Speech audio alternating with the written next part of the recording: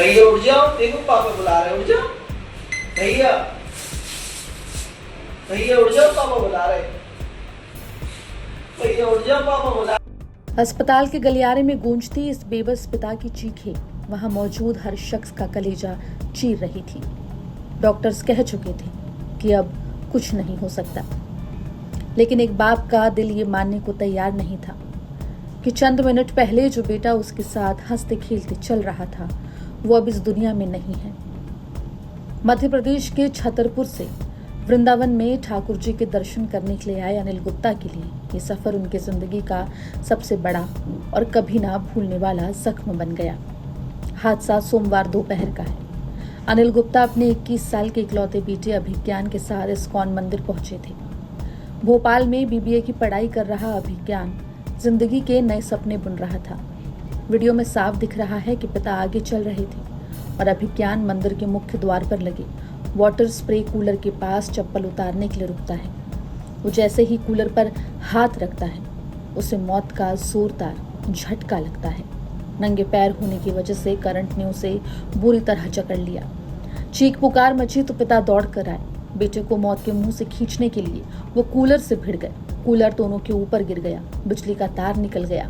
पिता तो उठ खड़े हुए, लेकिन उनके कलेजे का टुकड़ा, उनका इकलौता बेटा अभिज्ञान हमेशा के लिए अचेत हो चुका था। अभिज्ञान को अस्पताल ले जाया गया, जहां डॉक्टर्स ने उसे मृत घोषित कर दिया। हमारे पास एक युवक आया था, अभिज्ञान गुप्ता नाम का लड़का, जिसको इस्कॉन टेम्पल में जानकारी मिली है कि कूलर के करंट से उसको इलेक्ट्रोक्यूजन हुआ था, जिसके कारण जब वो हमारे पास हमने उसे रिसीव किया तब तक हमने पाया कि उसकी हार्ट रेट आना, उसकी आंखें बिल्कुल ये डायलेट हो गई थी। किसी तरह की कोई भी उसमें ऐसी चीज़ नहीं मिल रही थी जिससे उसकी जान लग रही थी कि वो बचा है।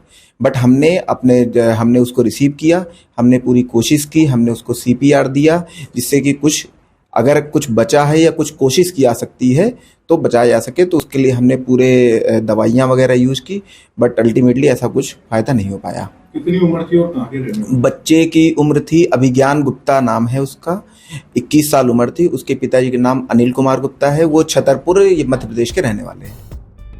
इस दर्दनाक हादसे के बाद अब जिम्मेदारी से पल्ला झाड़ने का खेल भी शुरू हो गया है। इस्कॉन मंदिर के प्रवक्ता रविलोचन दास का कहना है कि ये कूलर नगर निगम ने हीट वेव से राहत के लिए मुख्य द्वार के बाहर लगाया था, इसलिए इसमें मंदिर का कोई दोष नहीं है। वहीं जब नगर निगम के जिम्मेदार अधिकारियों से संपर्क करने की कोशिश की गई तो उन्होंने फोन उठाना भी मुनासिब नहीं समझा। उधर सड़क पर तड़प कर एक 21 साल के नौजवान की जान चली गई। एक हंसता खेलता परिवार तबाह हो गया, लेकिन सिस्टम की लापरवाही पर पर्दा डालने की कोशिशें अब भी जारी है।